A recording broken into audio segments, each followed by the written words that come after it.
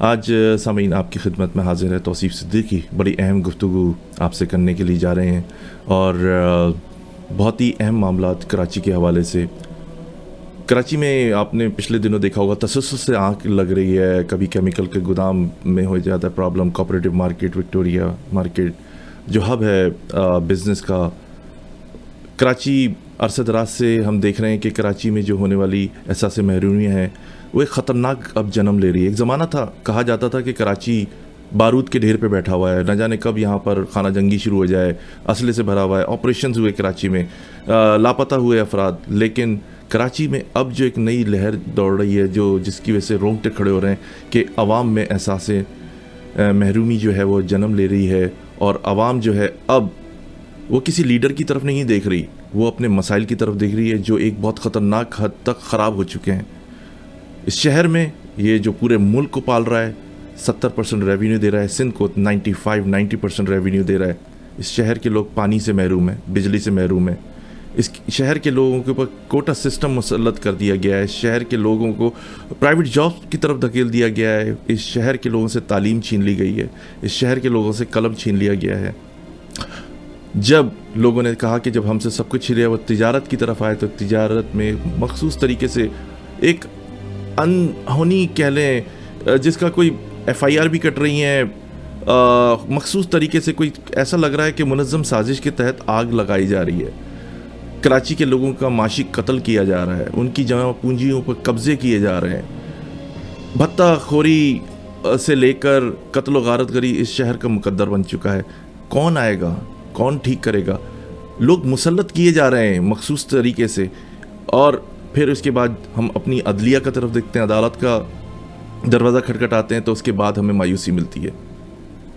غریب کے لیے قانون اور حصول قانون کی جو کارروائیاں ہوتی ہیں وہ اس کو حصول کے لیے ایک ایسی چیز ناممکن بنا دی گئی ہے کہ قانون جو ہے صرف وہ ایک ایسا لگتا ہے کہ غریب کے لیے بنا گیا ہے اور وہ صرف چکر لگاتا رہے گا. امیر جس طریقے سے آپ نے ابھی دیکھا ہوگا کہ جو قتل بھی کر رہے ہیں, جو فورسز کے اوپر اسلحہ بھی اٹھا رہے ہیں, گولیاں بھی چلا رہے ہیں, بارود بھی, بم بلاسٹ بھی کر رہے ہیں, خودکش دھماکے بھی کر رہے ہیں, ان کو فوراً ریلیف مل جاتا ہے. ان کو پر جو الزامات لگائے جاتے ہیں وہ بھی دھو دیے جاتے ہیں, ان کو باقاعدہ لفافوں میں پیسے رکھ کے بھی دیے جاتے ہیں. یہ دو قسم کے قانون اور دو قسم کی جو پالیسیز ہیں یہ سمجھ سے باہر ہے. آج اس پر انتہائی اہم گفتگو کریں گے. آج ہم اپنے پروگرام اے زندگی radio web TV Chicago USA میں ہمارے درمیان میں جناب شاہد فراز صاحب ہیں جو مرکزی سیکریٹری ہیں وائس آف کراچی کے. اپنی مصروفیات میں سے ٹائم نکالا, بہت شکریہ آپ کا شاہد فراز صاحب. اپنے پروگرام اے زندگی ریڈیو ویب TV میں خوش آمدید کہتے ہیں. بہت بہت شکریہ توصیف بھائی, آپ نے مجھے مدعو کیا یہاں اس پروگرام میں. بہت بہت شکریہ آپ کا اور آپ کے ریڈیو چینل اور ویب چینل اے زندگی کا. یو ویلکم شاہد بھائی بڑی اہم گفتگو آپ سے کرنی ہے. ہم پروگرام میں نے بہت ساری آپ ابتدا میں نشاندہی کی چیزوں کی, مہاجروں پر ہونے والے تسلسل سے ناانصافیاں, زیادتیاں, اس پہ ہم گفتگو کریں گے. جو اہم ہمارا ایشو ہے اس پر وائس آف کراچی آپ نے بنائی اور ندیم روسا صاحب چیئرمین ہیں, میں نے متعدد بار ان کا انٹرویو کیا. آپ متحدہ قومی موومنٹ سے علیحدگی آپ نے اختیار کی, اس کے بعد وائس آف کراچی بنانے کے کیا مقاصد تھے آپ کے؟ توصیف بھائی, وائس آف کراچی کی بنیاد وہی مسائل ہیں جن کی بنیاد پر اس سے پہلے مہاجر تحریکوں کا وجود آتا رہا ہے. لیکن جب ہم نے دیکھا کہ مہاجر نام پہ بلندیاں حاصل کرنے والوں نے جب مہاجر نام سے علیحدگی اختیار کر لی, لا تعلقی اختیار کر لی, کچھ لوگوں نے مہاجر نام کو دفن کرنے کی بات کی, کچھ لوگ ٹرکوں پر بیٹھ کر آئے, اور کچھ لوگ جو ہیں انہوں نے مہاجر نام سے لا تعلق اختیار کر کے انہوں نے ہمیں یہ پیغام دیا کہ ہم مہاجر نہیں بلکہ ہم تو سندھی ہیں.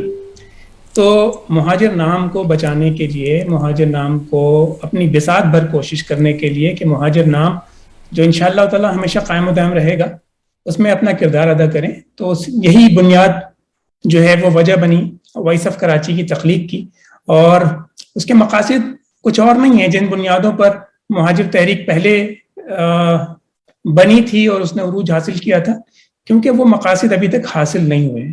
تو یہی وائس آف کراچی کا مقصد ہے کہ مہاجروں کے لیے اور شہری سندھ میں رہنے والی آبادیوں کے لیے ایک تمام جائز حقوق جو جن کی ضمانت آئین پاکستان دیتا ہے انہیں حاصل کیا جائے, وائس آف کراچی یہ سمجھتی ہے کہ پاکستان کی جغرافیائی حدود میں ایک علیحدہ انتظامی یونٹ جو کہ شہری سندھ یا گریٹر کراچی جو ہے اس کا قیام عمل میں لایا جائے، تاکہ جو 74 سال سے شہری سندھ کے لوگ جو مستقل طور پر امتیاز کا شکار ہیں اور اس کے ساتھ ساتھ انہیں اپنے جائز حقوق بھی جو ہیں وہ حاصل نہیں ہیں، ان کا حصول ممکن ہو سکے. یہی وائس آف کراچی کے قیام کی بنیادی وجہ اور مقصد ہے. جی بہت شکریہ شاہد فراز صاحب. شاہد صاحب یہ بتائیے گا کہ وائس آف کراچی آپ نے بنائی، اس میں اب تک کراچی کے لیے، کراچی کے رہنے والے اور مہاجروں کے لیے اب تک کیا خدمات انجام دی ہیں؟ اور یہاں سے بیٹھ کر بالخصوص لوگ بڑا کرٹیسائز کرتے ہیں کہ آپ یہاں بیٹھ کے کیا کر لیں گے، تو اب تک کیا کیا، کچھ بتائیں گے اس بارے میں تھوڑے بہت ہمارے لسنرز کو؟ Thank you. دیکھیں توصیف بھائی، آپ کا سوال بڑا اہم ہے اور ہم سے بھی لوگ یہی پوچھتے ہیں. آپ سے کسی نے پوچھا کہ شکاگو میں بیٹھ کے آپ کیا کر رہے ہیں، اور ہم سے پوچھتے ہیں کہ ہم امریکہ اور لندن اور دنیا کے دیگر ممالک میں کیا کر رہے ہیں. اصل میں بات یہ سمجھنے کی ہے کہ ہم نے جس نظریے کی بنیاد پر مہاجر تحریک میں شمولیت اختیار کی تھی آج سے 30 سال پہلے، ہم سے پہلے 40 سال پہلے، کسی نے 20 سال پہلے، اصل وجہ وائس آف کراچی کی جد و جہد کی وہی ہے. کیونکہ وہ مقاصد ان کا حصول ممکن نہیں ہو سکا، لوگوں کو ایک دائرے میں گھمایا جاتا رہا.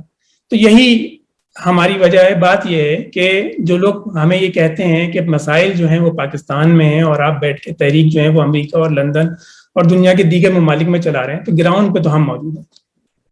بات ساری اس میں یہ سمجھنے کی ہے کہ دیکھیے، جو بات ہم اس سے پہلے دیگر مہاجر تحریکوں میں ہم کرتے رہے ہیں، وہی بات ہم آج کر رہے ہیں. آپ نے وہ بات کرنا چھوڑ دی ہے، آپ نے ان مقاصد کو فراموش کر دیا ہے، آپ نے شہیدوں کے لہو کو، جو ان قربانیوں کو فراموش کر دیا ہے. ہم نے اسے فراموش نہیں کیا. ہاں، یہ ایک حقیقت ہے کہ آج ہم پاکستان میں یا کراچی میں نہیں ہیں، آج ہم ہیوسٹن میں ہیں، آج ہم واشنگٹن میں ہیں، آج ہم لندن میں ہیں، آج ہم دنیا کے دیگر شہروں میں. لیکن ہم جہاں بھی ہیں، ہم وہاں پر وہی بات کر رہے ہیں جو ہم آج سے پہلے کراچی میں کرتے رہے ہیں. جو آج سے پہلے ہم جب پاکستان میں تھے تو بھی ہم یہی بات کرتے تھے، ہم آج بھی یہی بات کر رہے ہیں. تو ہم نے اپنے نظریے کو بھلایا نہیں ہے، بلکہ ہم نے وائس آف کراچی کے ذریعے اس نظریے کو برقرار رکھنے کی کوشش کی ہے، اس نظریے پہ قائم رہنے کی کوشش کی ہے. اور انشاءاللہ تعالی، اللہ تعالیٰ نے اگر ہمیں استقامت دی تو ہم اس کو قائم و دائم رکھیں گے. ہم ان مقاصد کو انشاءاللہ تعالی حاصل کر کے رہیں گے.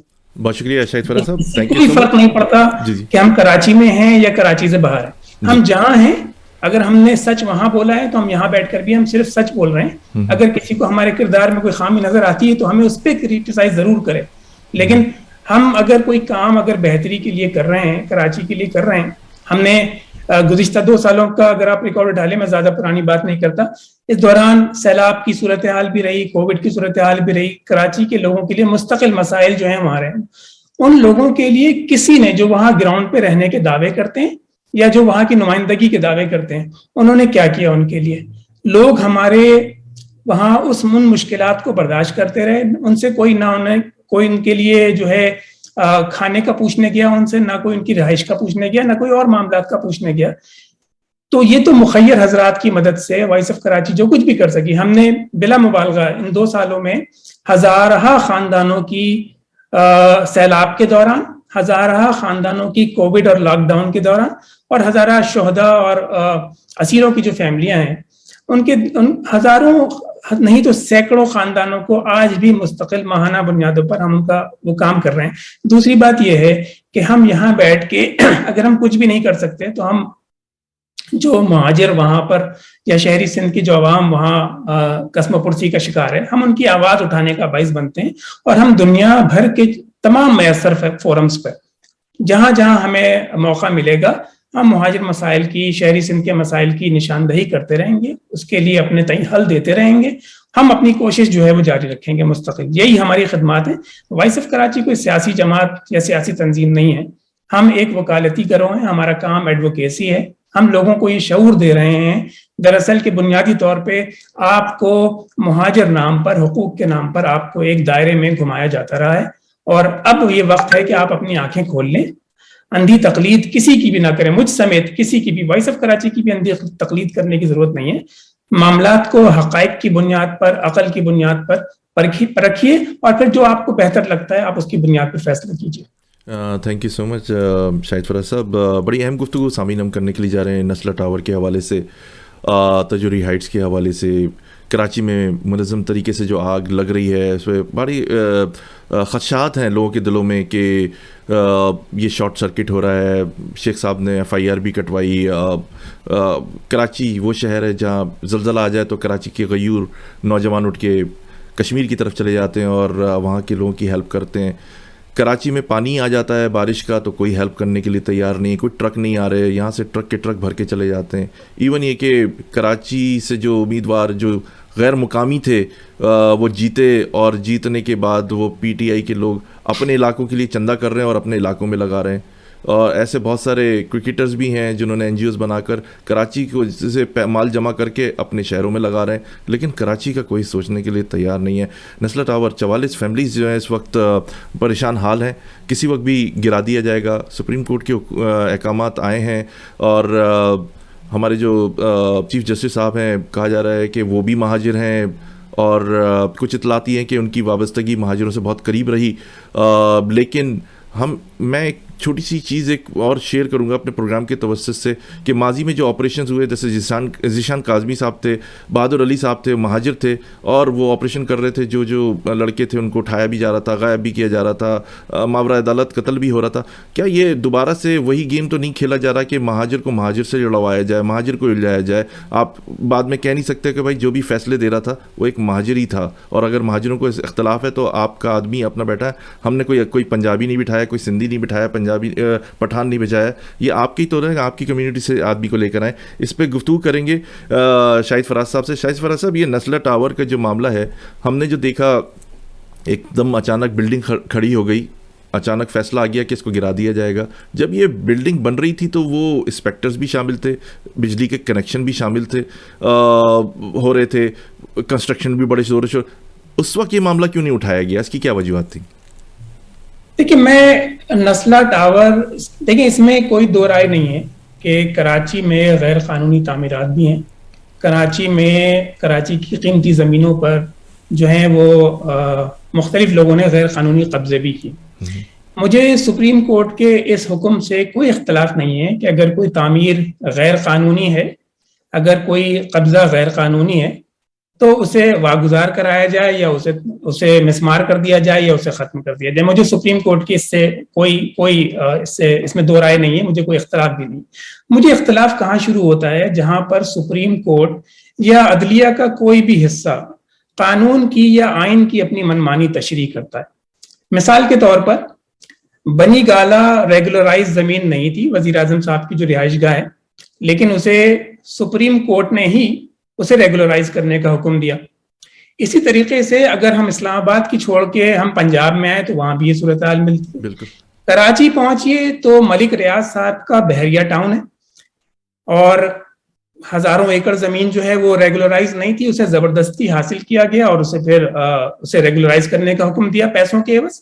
یہ سب لوگ آج بے وقوف نہیں ہے نا, لوگ یہ دیکھ رہے ہیں کہ سپریم کورٹ ان لوگوں کے حق میں فیصلے دے رہی ہے اور جہاں ضرورت ہے وہاں اسے قانونی تحفظ فراہم کر رہی ہے. مجھے مسئلہ سپریم کورٹ کی اس تشریح سے ہے جب وہ بات کرتی ہے کراچی کے متوسط طبقے یا عام شہریوں کے حوالے سے. اچھا, جب وہاں سلسلہ آتا ہے تو وہاں وہ مسماری کا حکم دیتے ہیں. اور نسلا ٹاور تو میں ان کی فیصلے کو سلام کرنا چاہوں گا کہ انہوں نے, جس کی کوئی ماضی میں کوئی نظیر نہیں ہے, انہوں نے اسے کنٹرول بلاسٹنگ کا حکم دے دیا. بات یہ سوچنے اور سمجھنے کی ہے کہ دیکھیے, ریاست جو ہے وہ شہریوں کو اس کی رہائش گاہ, اس کی قابل قبول رہائش فراہم کرنے کی ذمہ دار ہے. عام آدمی اگر اپنی ریاست سے وفادار رہے تو کیوں رہے؟ اس کی بنیاد یہ ہوتی ہے کہ ریاست اسے ایسے وسائل فراہم کرتی ہے, ایسے سہولیات فراہم کرتی ہے جن کی بنیاد پر وہ ریاست سے وفادار رہتا ہے. ان میں سے ایک رہائش بھی ہے. یہ آپ کے آئین کا بنیادی جز ہے. آئین ریاست کے ہر شہری کو اس کی رہائش گاہ فراہم کرنے کی ذمہ دار ہے. آپ یہاں پہ رہائش گاہ فراہم کرنے کے بجائے آپ اسے توڑنے کا اور بلاسٹ کرنے کا حکم دے رہے ہیں. تو صرف یہ میرا اختلاف صرف یہ ہے. بالکل ٹھیک ہے, اگر کوئی چیز غیر قانونی تھی تو بنی گالا بھی غیر قانونی تھا, اسے ریگولرائز کرنے کا حکم دیا جاتا ہے، لیکن نسلا ٹاور کو، لیکن تجوری ہائٹس کو، لیکن پاکستان کوارٹرز کو، لیکن مارٹن کوارٹرز کو، لیکن اورنگی ٹاؤن کو، لیکن شاہ فیصل کالونی کو، کورنگی کو یہاں گرائے جانے کا حکم دیا جاتا ہے. تو ہمیں یہ امتیازی تشریح جو ہے وہ سپریم کورٹ کی یا کسی کی بھی اعلیٰ عدالت کی ہمیں قبول نہیں ہے. یا تو ہمیں بتا دیجئے کہ بھائی آپ جو ہیں وہ اس شہر کے، اس ملک کے شہری نہیں ہیں، یا دوسرے تیسرے چوتھے پانچویں چھٹے درجے کے شہری ہیں، آپ کا کوئی حق نہیں ہے. اگر آپ بات کرتے ہیں کہ آپ آئین اور قانون کے مطابق فیصلے دیتے ہیں تو آپ کا یہ فیصلہ دو رخی کیوں ہے، دو علیحدہ علیحدہ کیوں ہیں؟ دیکھیے پاکستان تو بنا نا دو قومی نظریے کے بنیاد پر. اب وہ یہ کہتے ہیں کہ پاکستان ان لوگوں کے لیے بنا ہے جو بر صغیر کے جو مسلمان ہیں ان کے لیے یہ بنا، لیکن پاکستان بننے کے بعد اس میں دو قومی نظریہ پتہ نہیں کہاں چلا گیا. اب یہاں صرف دو طبقاتی نظریہ جو ہے وہ رائج ہے، اور یہاں صرف مخصوص لوگوں کو یعنی کہ اشرافیہ کو آزادی حاصل ہے، ہر طرح کی سہولیات حاصل ہے، جبکہ عام شہری جو کہ 22 کروڑ عوام ہے وہ رل رہی ہے، وہ ان کو کسی طرح کا کوئی سلسلہ میسر نہیں ہے. اور سپریم کورٹ کی عدلیہ کے عدل کی ہم کیا بات کریں، ہم یہ بات جانتے ہیں کہ انٹرنیشنل ریٹنگ کے مطابق پاکستانی عدلیہ جو ہے وہ 126واں نمبر پر آتی ہے. تو اس پہ مزید بات کرنا، مزید کوئی وہ کرنا جو ہے وہ میں اس پہ وقت ضائع کرنے کی بات سمجھتا ہوں. جی شاہد صاحب، بڑی آپ نے اہم باتیں کی. اس میں کیا وجہ کیا ہے کہ کراچی کی جو عوام ہے، مہاجر جو ہیں، خصوصی طور پہ میں ان سے کے حوالے سے کہوں گا کہ انہوں نے کیا ٹھیکہ لے رکھا ہے ظلم زیادتی ناانصافی اٹھانے کا؟ وہ اجاگر کیوں نہیں کرتے چیزیں کہ کٹی پہاڑی پر ان کو نظر نہیں آتا، عدلیہ کو، سندھ بلڈنگ اتھارٹیز کی جو نمائندے ہیں، انسپیکٹرز ہیں، ان کو وہ جگہ نظر نہیں آتی، سراب گوٹ پر قبضے نظر نہیں آتے، سلطان آباد کے قبضے نظر نہیں آتے، ان کو ڈیفینس سے پہلے کی جو کچی آبادیاں ہیں، پنجاب کالونی، یہ چیزیں ان کو بالکل نظر نہیں آتی. کیا وجہ ہے کہ ہماری جو مہاجر قوم ہے اس میں یہ شعور کیوں نہیں پیدا ہو رہا کہ وہ اپنے رائٹس کے لیے کھڑے ہوں، اپنے رائٹس بتائیں؟ ضروری ہے کہ کوئی لیڈر ہی ان کی رہنمائی کرے گا، یا ضروری ہے وہ لیڈر ہی جیل جائے گا اور وہ قربانی دے گا اپنی جان کی، اور غداری اور جتنے بھی الزامات ہو سکتے ہیں وہ اس پہ لگ سکتے ہیں؟ عوام میں کیوں نہیں شعور بیدار ہو رہا؟ اس کی کیا وجہ ہے؟ دیکھیں میں یہاں پہ آپ کی بات سے تھوڑا سا اختلاف کروں گا. ہماری قوم نے، مہاجر قوم نے جتنی قربانیاں دی ہیں پاکستان بنانے کے لیے، پاکستان بچانے کے لیے، اور جو حالیہ مہاجر قوم ہے جو سندھ کے شہری علاقوں میں آباد ہے، جتنی قربانیاں انہوں نے دی ہیں کوئی سوچ بھی نہیں سکتا کہ اس کے برابر کوئی قربانی دے سکے، خواہ وہ لیڈر ہو یا کسی اور قومیت کے لوگ ہوں. انہوں نے کوئی قربانی نہیں دی جتنی قربانیاں جو ہیں وہ مہاجر عوام نے دی. اور یہ ان کا شعور تھا تو انہوں نے قربانیاں دی تاکہ ان کے مسائل حل ہو. ہاں یہ ضرور ہوا کہ ان کے معاملات کا سودا مہاجر نام پر بلندیاں حاصل کرنے والوں نے بار بار کیا. تو یہ میں آپ کی اس بات سے اختلاف کروں گا کہ مہاجر قوم میں یہ شعور نہیں ہے اور مہاجر قوم نے قربانیاں نہیں دی. مہاجر قوم نے ہر دور میں ہمیشہ پاکستان بنانے سے لے کے پاکستان بچانے تک اور مہاجر قوم کے حقوق کے حصول تک ہر موقع پر ہر جگہ قربانیاں دی ہیں. اس میں کوئی دو رائے نہیں ہے. ابھی مسئلہ اس میں یہاں پہ کیا ہے کہ ہمارے ملک کی، ہمارے بدقسمت ملک کی جو اشرافیہ ہے ان کو یہ معاملہ سوٹ کرتا ہے کہ مہاجر قوم کو اکٹھے نہ رہنے دیا جائے. مہاجر قوم جب اکٹھے تھی، ایک جگہ پر تھی، تو یہ شہر ترقی بھی کر رہا تھا اور پورا پاکستان ترقی کر رہا تھا. ہم سب اس بات کے گواہ ہیں.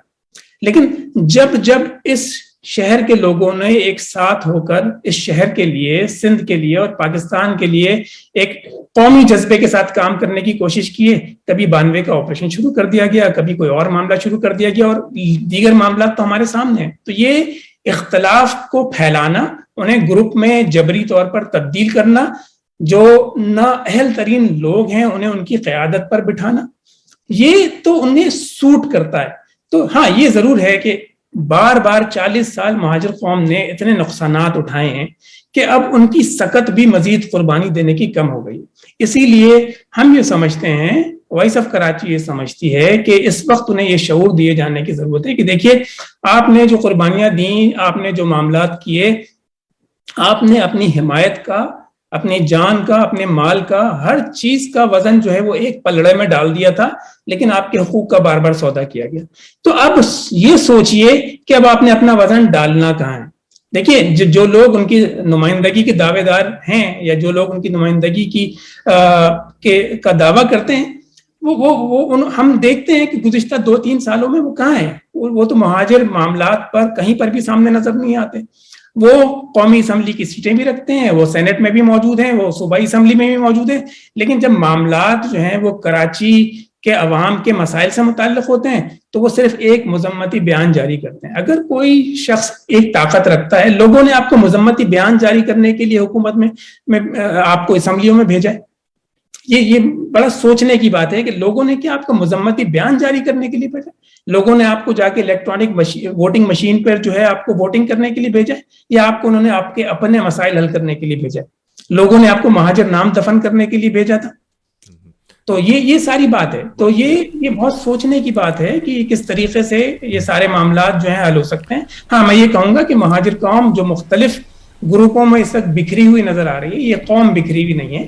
جو قوم کی نمائندگی کے دعوے دار ہیں وہ بکھرے ہوئے ہیں, اپنی ذاتی اناؤں کا شکار ہیں, ایک جگہ پر بیٹھنے پہ تیار نہیں ہے. جس دن یہ ایک جگہ بیٹھ جائیں گے سارے معاملات حل ہو جائیں گے, اور نہیں بیٹھیں گے اگر تو یہ قوم انہیں خود جو ہے وہ سارے سسٹم سے باہر نکال کے پھینک دے گی. لیکن شاہد صاحب, یہ ہوگا بھی یا نہیں ہوگا؟ فاروق ستار صاحب بھی شعر کہتے رہتے ہیں کہ کچھ دیر کی خاموشی ہے, پھر پتہ نہیں کب وہ زور آئے گا.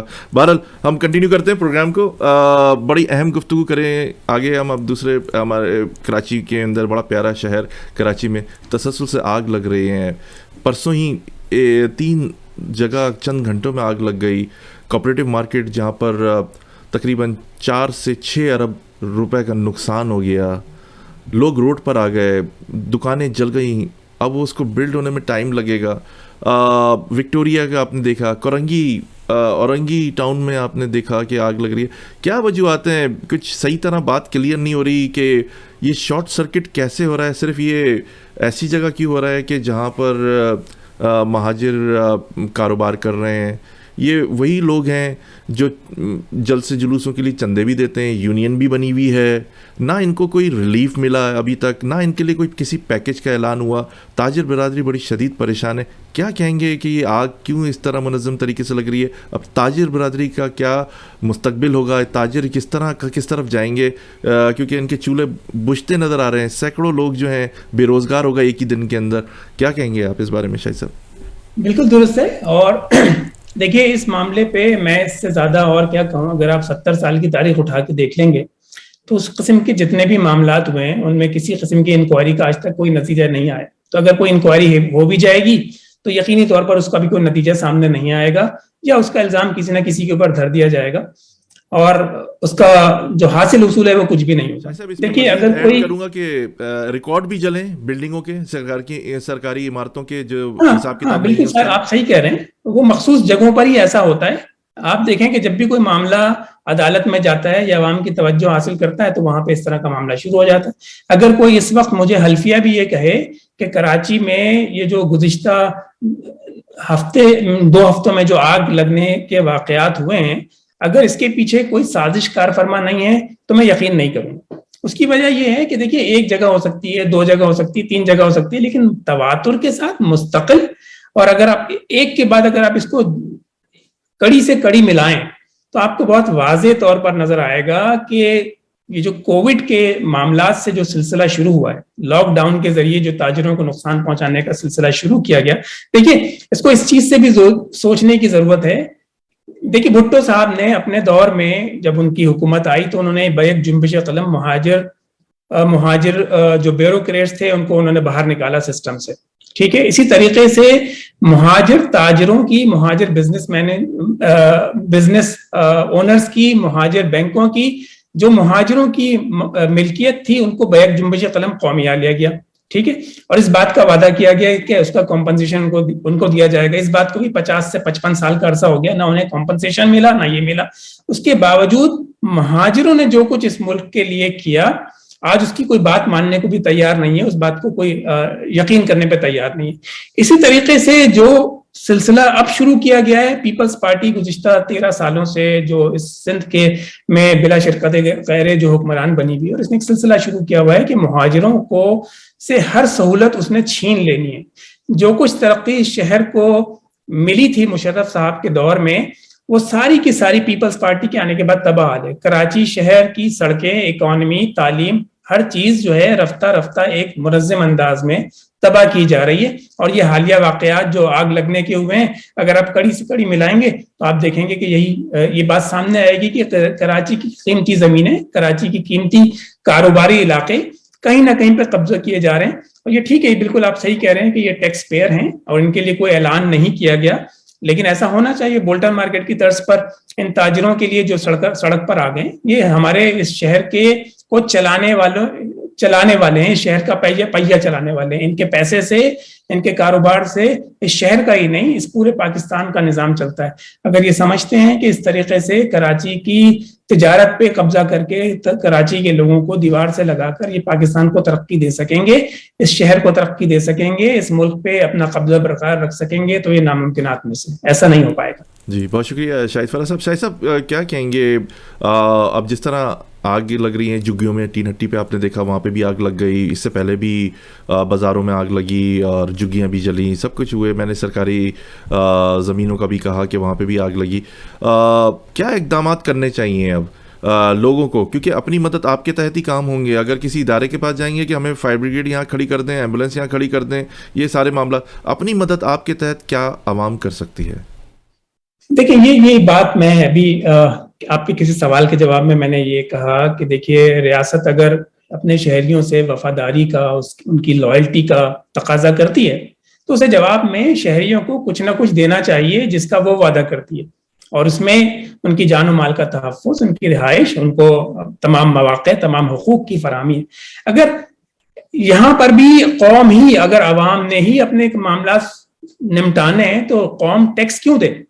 دیکھیے میں آپ کو یہاں امریکہ کی مثال دوں. امریکہ اگر آج سپر پاور ہے, امریکہ نے جب آزادی حاصل کی تو اس کے پاس صرف ایک تھا کہ نو ٹیکسیشن وداؤٹ ریپرزنٹیشن. یہ آپ یہاں رہتے ہیں, آپ کو معلوم ہے. تو انہوں نے اس بنیاد پہ یہ فیصلہ کیا کہ اگر ہماری ریپرزنٹیشن کہیں نہیں ہے, اگر ہم اپنے معاملات کو خود حل نہیں کر سکتے, اگر ہمیں اپنے وسائل پر خود اختیار نہیں ہے, تو ہم کسی دوسرے کو اس سے اختیار کیوں دیں؟ ٹھیک ہے, یہی صورتحال یہاں پر بھی لاگو ہوتی ہے.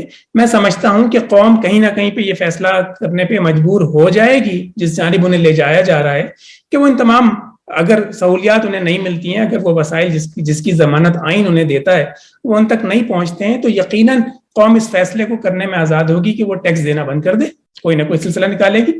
جہاں تک آپ نے آگ لگنے کے حوالے سے بات کی ہے, دیکھیے آگ لگنا اور آگ کا پھیلنا یہ بہت ٹیکنیکل چیز ہے. میں نہیں سمجھتا کہ اس میں ہمیں یا تاجروں کو یا کسی اور ہائی رائز بلڈنگ کے مکینوں کو یا فلیٹس کے مکینوں کو اپنی مدد آپ کے تحت کچھ کرنے کی ضرورت ہے.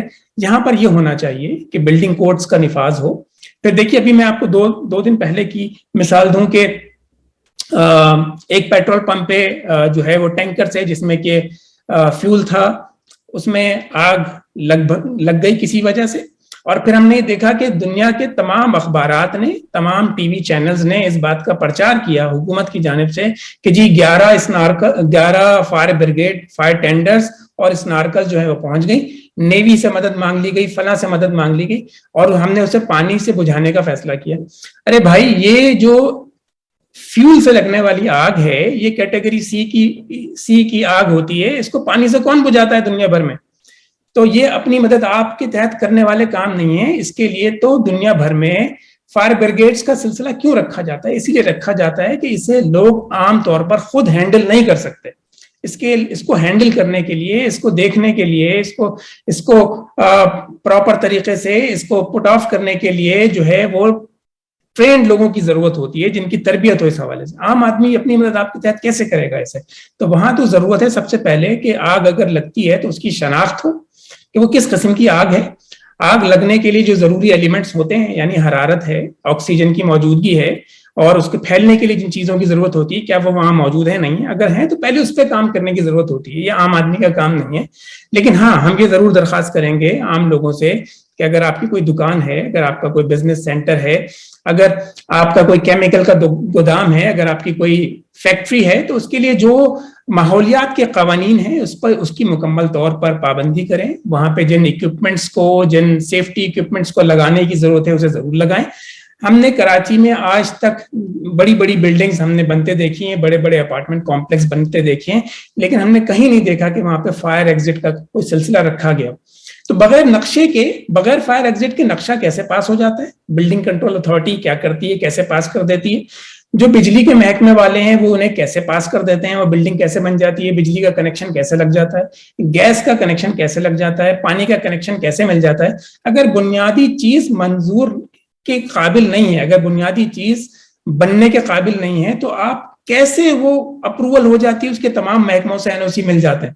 آپ نے نسلہ ٹاور کی بات بتائی, میں آپ کو بتاؤں کہ نسلہ ٹاور جو ہے وہ 17 منزلہ 15 منزلہ بلڈنگ ہے. ماحولیاتی ایکٹ کے حساب سے, پاکستان کا جو ماحولیاتی ایکٹ ہے اس کے مطابق 15 منزل سے اونچی کوئی بھی بلڈنگ اگر بنتی ہے تو اس کے لیے انوائرمنٹل امپیکٹ اسسمنٹ جو ہے وہ لازمی ہے.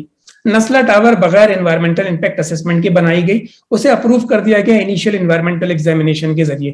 کسی نے DG EPA سے پوچھا کہ بھائی یہ تم نے اس کی اپروول دی ہے, کس کے کہنے پہ دی ہے, اس کے پیچھے کون سی اسسمنٹ تم نے کی جو اتنی تمہیں 17 منزلہ بلڈنگ بنانے کی اپروول دے دی. کسی نے سول ایویشن سے پوچھا کہ آپ نے کیسے ایئر فورس کے قریب, اس کے بیس کے قریب آپ نے کیسے اس کا اجازت نامہ دے دیا. کوئی سپریم کورٹ سے پوچھے کہ بھائی آپ کے پاس یہ کون سی قابلیت ہے, آپ نے انہیں کنٹرول بلاسٹنگ کا حکم دے دیا. یہ تو اس ملک میں نظام کے آوے کا آوا بگڑا ہوا ہے. اس ملک کے نظام کو تیزاب سے غسل دینے کی ضرورت ہے. یہ نظام 74 سال کا ناکام ترین نظام ہے, اور وائس آف کراچی یہ کہتی ہے کہ پاکستان کو نئے آئین کی, نئے نظام کی, نئے قوانین کی ضرورت ہے. اس کے بغیر ترقی, پاکستان کی ترقی ممکن نہیں ہے. شاہد فراز صاحب, پاکستان کی ترقی کے بارے میں ہم نے بتایا کہ ناممکن ہے جب تک یہ قوانین تبدیل نہیں ہو. مہاجروں کا کیا پرابلم ہے؟ یہاں الطاف حسین صاحب الگ ہیں, آفاق احمد صاحب کہتے ہیں میں اتحاد کرنے کے لیے تیار ہوں, وہ پاکستان آ جائیں. وائس آف کراچی الگ ہو گئی, MKM پاکستان بن گئی, PSP بن گئی. آپ لوگوں کا اتحاد کس طرح ممکن ہے؟ جو پہلے بھی پارٹی کے اندر اہم عہدوں پہ فائز تھے لوگ جو تھے, یہ 5 10 8 جو بڑے ہیں پارٹی کے تھے, ان میں اختلاف, اس کا نتیجہ یہ نکلا کہ کراچی کے جو لوگ ہیں وہ یہ سمجھتے تھے کہ ہم ایوانوں میں اور اداروں میں اور محکموں میں ہماری آواز یہ اٹھائیں گے, ہمارے مسئلے یہ اٹھائیں گے. اب وہ حل نہیں ہو رہے. جہاں بھی دیکھ لیں یا تو سندھی بھرے میں, آپ تعلیم کو دیکھ لیں ان کی کس طرح ان کی میرٹ کی دھجیاں اڑائی جا رہی ہیں اور ان کی بھرتیاں ہو رہی ہیں کوٹا سسٹم کے تحت. پٹھان آ گئے ہیں, غیر مقامی لوگ آ رہے ہیں جو کراچی کو اپنا شہر ہی نہیں سمجھتے. کراچی کے جو لوگ ہیں اب انہوں نے یہ کرنا شروع کر دیا ہے کہ ڈکیتی ہو رہی ہے تو گارڈ رکھ لیا, الیکٹرک پاور نہیں آ رہی تو انہوں نے کہا کہ جنریٹر خرید لیتے ہیں, پانی نہیں آ رہا تو ٹینکر کو تو مل جاتا ہے لیکن انہوں نے ٹینکر خریدنے شروع کر دیے ہیں. مطلب یہ کہ سلوشن نکال دیے لیکن اپنے رائٹس کے لیے نہیں کیا. آپ لوگوں سے امیدیں تھیں, آپ لوگوں میں اتحاد کس طرح ممکن ہے؟ دیکھیے, آپ نے جن جن لوگوں کے نام لیے یہ سارے ایک ہی مہاجر تحریک کے حصے تھے, اور لوگوں نے ان سے لاتعلقی کیوں اختیار کی یا اتنے گروپس کیوں بنے, یہ ان کے قائدین کو خود جواب دینا چاہیے کہ ان کا ایسا کون سا عمل ہے کہ لوگ اب ان کے پیچھے چلنے پہ, ان کی کالوں پہ کان دھرنے پہ تیار نہیں ہیں. کس بنیاد پر لوگ ان کے ساتھ جڑے تھے, ان کو فیصلہ کرنا چاہیے کہ وہ بنیاد دیکھیں جس بنیاد پر لوگ ان کے پاس آئے تھے. اور اگر آج لوگ ان کے پاس نہیں جا رہے, اگر نیا خون ان تک نہیں پہنچ رہا, نئے تحریک میں نئے لوگ نہیں آ رہے, تو وہ کیوں نہیں آ رہے, انہیں یہ فیصلہ کرنا پڑے گا نا. اس کو اینالائز جب تک وہ نہیں کریں گے کیسے فیصلہ ہوگا؟ اگر وائس آف کراچی MQM سے الگ ہو گئی ہے, یا اگر MQM پاکستان جو ہے وہ اپنے دھڑے الگ بنا لیا ہے, PSP نے اگر دھڑا الگ بنا لیا ہے, تو انہیں یہ سوچنا چاہیے کہ بھائی آپ الگ تو ہو گئے ہو لیکن اس کی بنیاد کیا ہے. اور اگر آپ نے کوئی بنیاد طے کی ہے, اگر کوئی لائن کھینچی ہے اس کے درمیان, تو پھر آپ کا اور ان کے عمل میں فرق کیا ہے؟ آپ نے ایسا کون سا کارنامہ انجام دے دیا؟ آپ PSP کوئی نئی جماعت نہیں ہے نا, آج اس سے بھی 3-4 سال ہو گئے, آپ نے 2-3 الیکشن لڑ لیے. آپ MQM پاکستان کا حشر تو ہم سب دیکھ رہے ہیں کہ وہ کہاں کہاں پر ان کے ساتھ کیا ہو رہا ہے, قوم انہیں منہ لگا رہی نہیں لگا رہی.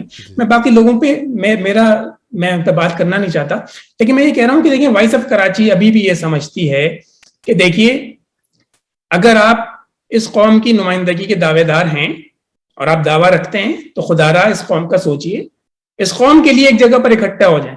وہ لوگ جو اب قطرے کے قابل بھی نہیں رہے, وہ کہتے ہیں کہ میں سمندر ہوں, تو پھر وہاں پر مزید بات کیا ہوگی؟ تو یہ سوچنے کی بات ہے کہ اگر اپنی اناؤں کو کسی تاخچے میں رکھنے کی ضرورت ہے کہ جی وہ انائیں جو ہیں وہاں رہیں اور قوم کے مسائل کے لیے وقتی طور پر ہی صحیح, وقتی طور پہ صحیح. اسی لیے میں یہ کہہ رہا ہوں کہ اگر ہم یہ درخواست عوام سے کر رہے ہیں کہ خدارا آپ اندھی تقلید مت کیجیے, اندھی تقلید کا بے تحاشا اس قوم کو نقصان ہو چکا ہے, ہمارے قبرستان کے قبرستان بھر گئے ہیں اندھی تقلید کے چکر میں.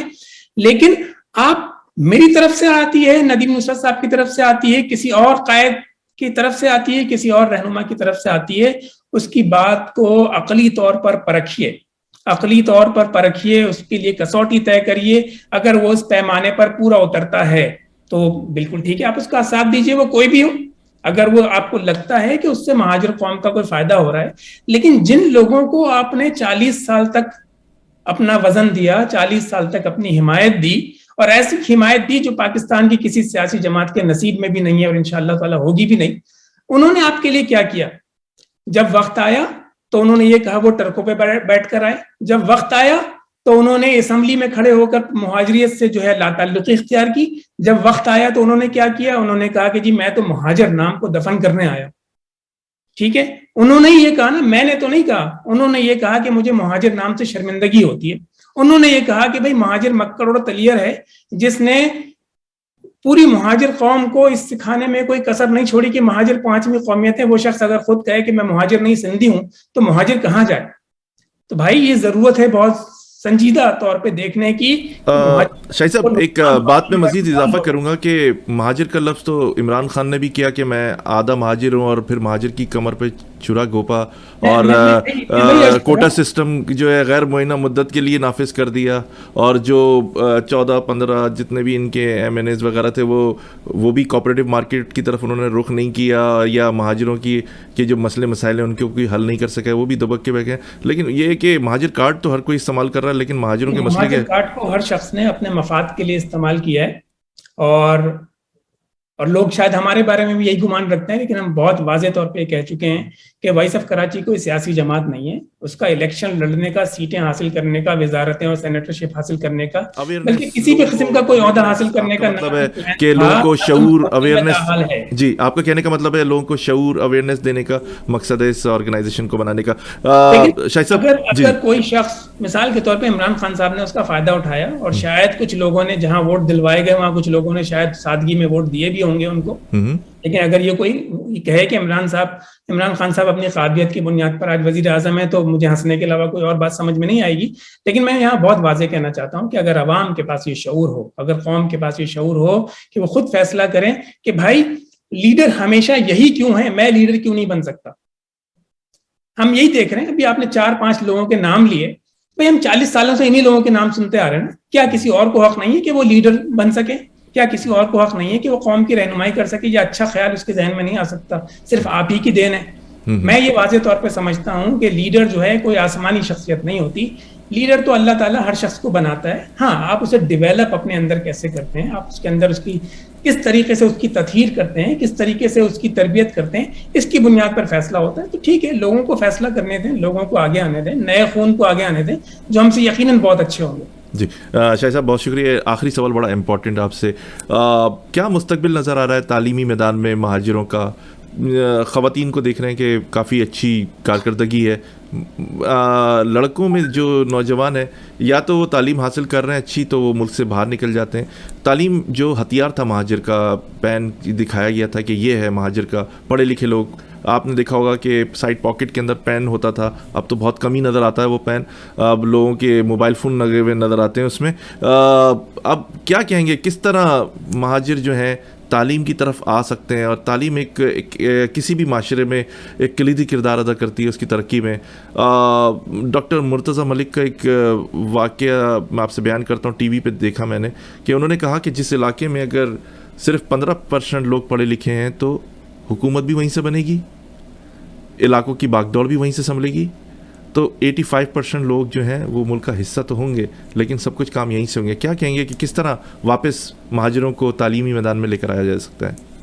دیکھیے, آپ کی بات کے جواب میں یہی کہوں گا کہ جب پیارے آقا محمد مصطفیٰ صلی اللہ علیہ وسلم نے کہہ دیا کہ علم حاصل کرو خواہ چین بھی جانا پڑے, تو یہ بات کافی ہے تعلیم کی اور علم کی اہمیت کو ظاہر کرنے کے لیے کہ اس کا کوئی مقابلہ, کوئی تقابل کہیں پر بھی نہیں ہے.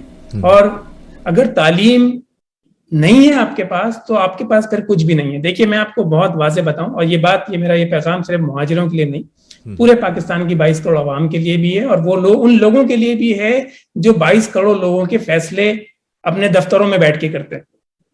دیکھیے اگر آپ اس ملک سے, اس قوم کے نوجوانوں سے تعلیم چھین لیں گے تو صرف اس خاندان کا, اس شہر کا, اس صوبے کا نقصان نہیں ہے, یہ اس پورے ملک کا نقصان ہے. آپ آج کی دنیا میں دوسروں سے کٹ کر نہیں رہ سکتے. آپ کے پاکستان میں جو اتنی شدت پسندی ہے, مذہبی انتہا پسندی ہے, اس کی ایک بہت بڑی وجہ یہ بھی ہے کہ وہ لوگ جو تعلیم یافتہ نہیں ہیں یا تعلیم کے ساتھ ساتھ انہیں پراپر اس کی گائیڈنس انہیں نہیں ملی ہے, تو وہ ظاہر انسانی ذہن, جیسا کہا جاتا ہے کہ اگر خالی ذہن ہوتا ہے تو وہ شیطان کا کارخانہ ہوتا ہے, مختلف چیزیں اس میں آتی ہیں اور پھر اسی حساب سے وہ سلسلہ چلتا ہے. تو میں یہاں پہ یہ کہنا چاہتا ہوں کہ دیکھیے تعلیم بے حد ضروری ہے. مہاجروں کے پاس ایک یہی ایسٹ تھا. مہاجر جب پاکستان آئے تو بہت سارے خاندانوں کے علاوہ لاکھوں مہاجرین ایسے تھے جو اپنا سب کچھ ہندوستان چھوڑ کر آ گئے, یا راستے میں ان سے لوٹ لیا گیا, اور پاکستان آنے کے بعد ان کی جو کلیم تھے اس پہ سندھیوں نے قبضہ کر لیا. اس میں بھی کوئی دو رائے نہیں. لیکن میں یہاں پہ یہ بات کہوں کہ مہاجروں میں یہ شعور, جو کہ ان کی تہذیب کا تقاضا تھا, وہ یہ شعور موجود تھا کہ دیکھیے ہم تعلیم وہ واحد راستہ ہے جس کے ذریعے ہم اپنی کھوئی ہوئی منزل دوبارہ حاصل کر سکتے ہیں.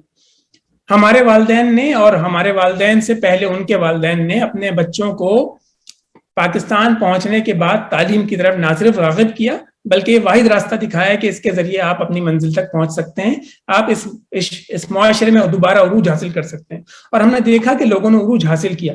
لیکن ایک سلسلہ جو ایک پچھلے 50-55 سالوں سے کوٹا سسٹم کے نفاذ کے بعد سامنے آیا ہے, ایک تواتر کے ساتھ ایسی پالیسیز بنائی جاتی رہی ہیں, ایسے معاملات سامنے لائے جاتے رہے ہیں جس کے ذریعے ایک طرف تعلیمی معیار ناقص ہو جائے, ایک طرف دوسری بات تعلیمی معیار کے ساتھ ساتھ آپ دیکھتے ہیں کہ ہر میدان میں مہاجر لڑکے اور لڑکیاں, مہاجر طلبہ جو ہیں وہ راج کیا کرتے تھے, ان کا مقابلہ کسی سے نہیں تھا. اس چیز کو پیچھے لانے کے لیے شہری سندھ کے جو مہاجر نوجوان طلبہ اور طالبات تھے ان کو کوٹا سسٹم کے ذریعے انہیں سسٹم سے باہر کیا گیا, انہیں تعلیمی میدان سے باہر. آپ دیکھیے کہ ایک بچہ محنت کرتا ہے, بے تحاشا محنت کرتا ہے, اپنا وقت لگاتا ہے اور مثال کے طور پہ 80-90% جو ہے وہ حاصل کر لیتا ہے.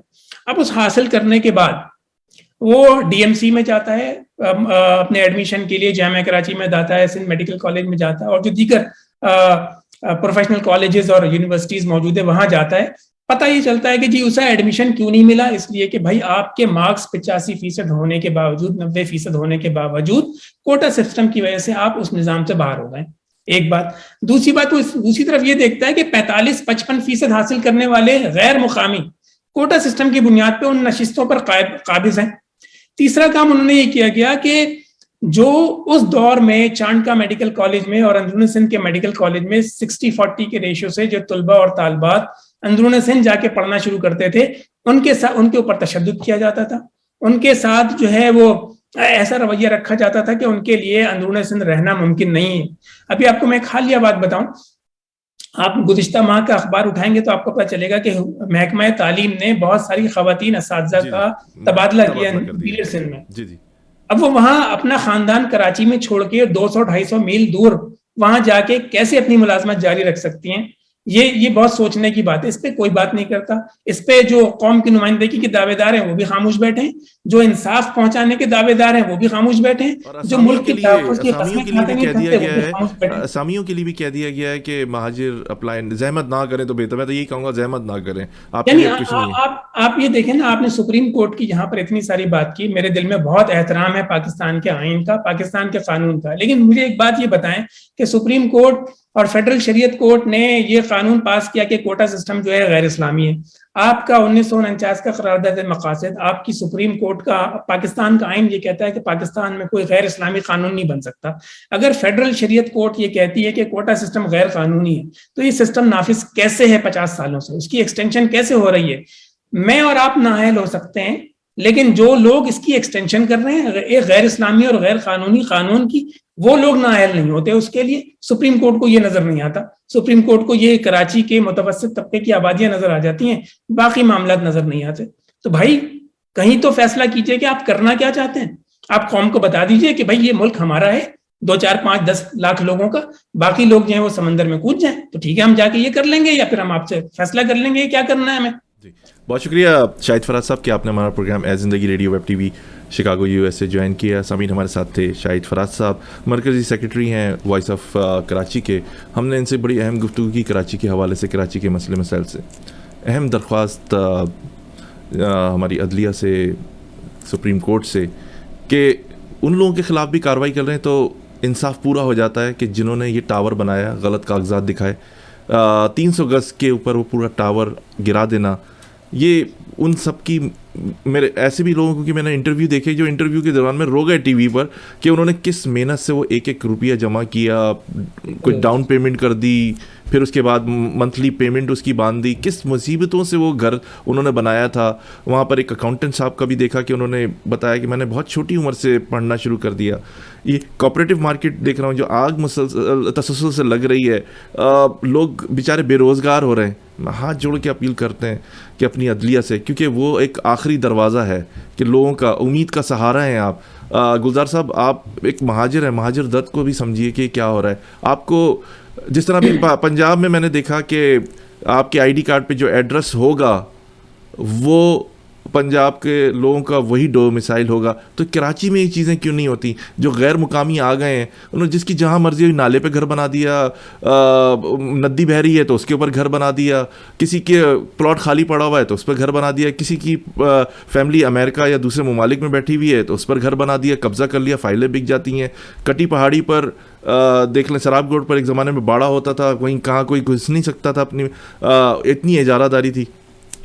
یہ 2 قسم کا قانون عوام میں ایک عدم تحفظ کا اور ایک احساس محرومی جنم لے رہی ہے لوگوں میں. کہیں ایسا نہ ہو کہ ہمارے عوام جو ہے اتنی دل برداشتہ ہو جائیں کہ وہ اپنے فیصلے خود کرنے لگیں, وہ عدالتوں کا رخ کرنا چھوڑ دیں, وہ پولیس کا رخ کرنا چھوڑ دیں. پولیس ہماری جو ہے وہ بھی کسی کے انڈر میں کام کر رہی ہے, عدالت سے جو حکم ملتا ہے وہ کام کر رہے ہوتے ہیں. جس طرح میں نے کہا کہ کہیں ایسا تو نہیں ہو رہا کہ مہاجروں کے خلاف مہاجروں سے ہی کام کروایا جا رہا ہے. عرصہ دراز سے رینجرز کراچی میں موجود ہے, 4 بجے آگ لگی ہے, 7 بجے فائر بریگیڈ آ رہی ہے, رینجرز وہاں سے بہت قریب ہے, آرمی وہاں سے بہت قریب ہے. لوگ پکارتے رہے مدد کے لیے کہ یہ ہمارا جو کاروبار ہے جل جائے گا. اب یہ کاروبار بلڈ ہونے میں کتنے عرصہ لگے گا, نہ ان کے لیے کوئی پیکیجز ہیں. کچھ سوچے سے یہ وہ شہر ہے جو تقریباً 70% پورے کراچی سے پاکستان کو پال رہا ہے. صرف لیاقت آباد سے اتنا ٹیکس وصول کیا جاتا ہے کہ وہ لاہور کا اتنا اس کے برابر نہیں ہوتا. سوچئے کہ یہ شہر تو دیالو ہے, یہاں کے لوگ تو دیالو ہیں, چاہے وہ زلزلہ آ جائے, سیلاب آ جائے, یہ لوگ فوراً کھڑے ہو جاتے ہیں. اب میں یہی اپنے لوگوں سے درخواست کروں گا, کیونکہ پروگرام تو بہت سارے ہو چکے, بہت سارے لوگوں نے تجزیہ بھی دے دیے, بہت سارے نے اپنی رائے بھی دے دیں. اب عوام کو اپنے مستقبل کا فیصلہ خود کرنا ہے. اللہ تعالیٰ نے, اسٹیو جاب نے ایک بڑا اچھا کام کیا کہ پوری دنیا آپ کے ہاتھ میں لا کے کھڑی کر دی, صرف ایک کلک پہ. صرف آپ ویڈیوز نہ دیکھیں, صرف آپ نہ اپنے من پسند چینلز نہ دیکھیں کہ دنیا میں ہو کیا رہا ہے. وہ بھی انسان ہیں. امریکہ میں ہم یہاں رہتے ہیں, یہاں پہ ریڈ لائٹ کو فالو کرتے ہیں, پاکستان میں توڑتے ہیں. کیوں ایسا کرتے ہیں؟ لوگوں میں شعور لانا ہے کہ ان کے رائٹس کیا ہیں. میں آفاق احمد صاحب کو بھی اپنے پروگرام میں لے کر آ گیا, میں ندیم نصرت صاحب کو بھی لے کر آ گیا, بہت سارے لوگوں کو اپنے نامی گرامی ڈاکٹر عبدالقدیر خان صاحب سے گفتگو ہوئی, انہوں نے آپ کو ایٹم بم بنا کے دے دیا, سب کچھ دے دیا. لیکن کیا ہماری عوام, ہماری قوم اس اہل ہے کہ ان چیزوں کو سنبھال سکے؟ کیونکہ چیزیں آپ کو ہی مینیج کریں, مستقبل کے معمار آپ ہی ہیں. اگر آج ایک سیاستدان 70 سال کا ہو چکا ہے تو اب وہ مزید آگے کام نہیں کر سکتا. چائنا کو بنانے والے جو لوگ تھے وہ اس دنیا سے اب جا چکے ہیں, چائنا کہیں اور کھڑا کر کے گئے. پودے آپ ہی کو لگانے, اس ملک کو آپ کو سمجھ, یہ ملک آپ کا, یہ شہر آپ کا, یہ لوگ آپ کے. اپنے لوگوں کو اون کرنا سیکھیے کہ یہ میرے لوگ ہیں, یہ میرے مہاجر ہیں, یہ میرے پڑوسی ہیں, یہ میرا شہر ہے, مجھے ہی سب کچھ کرنا ہے. صحیح ہے, آپ کو انصاف نہیں مل رہا, یہ بہت ساری پرابلمس ہیں ہمارے ملک میں, ایک نہیں ہزاروں پرابلم ہیں. لیکن میں پھر یہی ریکویسٹ کروں گا کہ ہماری عدلیوں کو سوچنا چاہیے, جتنے بھی عدلیہ کی انتظامیہ کام کر رہی ہے, کہ خواتین پر واٹر کینگ بھی برسائے گئے, ان کو گھروں سے بے گھر کر دیا گیا, سب کچھ ہوا, تب بھی آپ خاموش رہے. اپنی پرامن طریقے سے احتجاج کیجیے پلیز, یہ آپ کا رائٹس ہے, آپ انسان ہیں, آپ غلام نہیں ہیں. میں آپ کی بات پہ صرف اتنی بات کہنا چاہوں گا کہ آپ نے کیونکہ یہاں پہ یہ بات کی, حضرت علی کا قول ہے کہ کفر کی حکومت قائم رہ سکتی ہے, ظلم قائم نہیں رہ سکتا, ظلم کی حکومت قائم نہیں رہ سکتی. آپ نے کیونکہ یہ کہا کہ گلزار احمد صاحب جو ہمارے معزز چیف جسٹس صاحب ہیں, جی وہ بھی مہاجر ہیں اور ان کو سوچنا چاہیے. لیکن میں یہ کہتا ہوں کہ اللہ تعالیٰ نے انہیں جس منصب پہ بنایا ہے, انہیں مہاجر سمیت سندھی, پنجابی, بلوچی, پٹھان کچھ بھی نہیں ہونا چاہیے, انہیں وہاں پاکستانی بھی نہیں ہونا چاہیے, انہیں صرف منصف ہونا چاہیے. وہ پاکستان کے آئین اور قانون کے مطابق صرف انصاف کی پر مبنی فیصلے دیں جس کا وہ صرف دعویٰ کرتے ہیں, لیکن اس کا ثبوت پیش نہیں کر سکتے. اگر وہ اس کا ثبوت سپریم کورٹ کے پیش کر سکتی ہوتی تو آج دنیا اقوام عالم میں 126ویں نمبر پر عدالت انصاف نہیں ہوتا پاکستان کا. تو بالکل یہ ضروری ہے کہ جی ہم مہاجریت سے, سندھی ازم سے, پنجابی ازم سے, بلوچی ازم سے فارغ ہو کر ان تمام باتوں کو پس سے پش ڈال کے صرف اور صرف انصاف سے کام لیں. انہوں نے بھی اللہ تعالیٰ کو جواب دینا ہے. اس دنیا میں ہمیشہ رہنے کے لیے کوئی بھی نہیں آیا, میں بھی نہیں آیا, وہ بھی نہیں آئے, اور بھی جو لوگ ہیں وہ بھی نہیں آئے. ہم سب نے جانا ہے اور اپنے اعمال کے لیے جو منصب اللہ تعالیٰ نے ہمیں یہاں عطا کیا ہے اس کے لیے ہم سب جواب دیں. جس مقام پر, جس عہدے پر ہم موجود ہیں اس کے لیے ہم اپنے اللہ کو جواب دیں. تو وہ اس کا فیصلہ انصاف کی بنیاد پر کریں. اگر وہ انصاف کی بنیاد پہ کریں گے تو پاکستان آگے بڑھ سکتا ہے, انصاف کی بنیاد پر نہیں کریں گے تو پاکستان آگے نہیں بڑھے گا, اور اس کا وزن جو ہے وہ ان کی گردن پر ہوگا. جی بہت شکریہ شاہد فراز صاحب, آپ نے ہمارا پروگرام جوائن کیا. اللہ حافظ. اللہ حافظ.